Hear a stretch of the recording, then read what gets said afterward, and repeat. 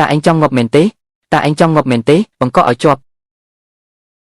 មិនខ្លាចស្លាប់មែនទេរកឃើញរឿងច្រើនណាស់អាមនុស្សអន់ម្នាក់នេះ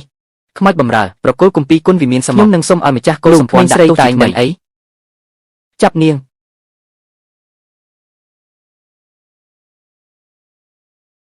អាណាចាប់ប៉ាខ្វាមិនដឹងខ្យល់អីសោះវេទមន្តរបស់ឯងគឺពឹងផ្អែកលើសត្វល្អិតទាំងនេះ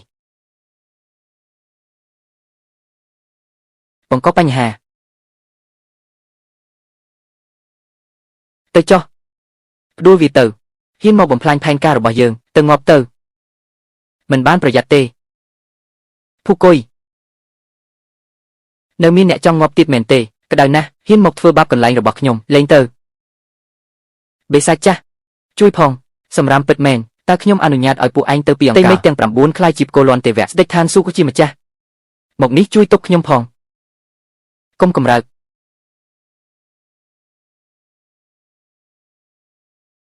សំណាងល្អមិនទាន់ដល់ថ្នាក់ស្លាប់នៅអាចសង្គ្រោះបាននេះគឺជាថ្នាំគ្រាប់ដែលចម្រាញ់ចេញពីដងក្រហមលោកម្ចាស់តើកូនសិស្សរបស់លោកយ៉ាងម៉េចហើយនិយាយមកតើអាឆ្មាភ្នែកម្ខាងនោះជាអ្នកណាហេតុអ្វីបានជាលួចវាប្រហារប្អូនប្រុសរបស់ខ្ញុំសិនមេបន្ទីចាស់គឺជាមិត្តរបស់លោកខ្លាខ្មៅទុកចិត្តបានលោកម្ចាស់រឿងនេះមិនស្រួលទេ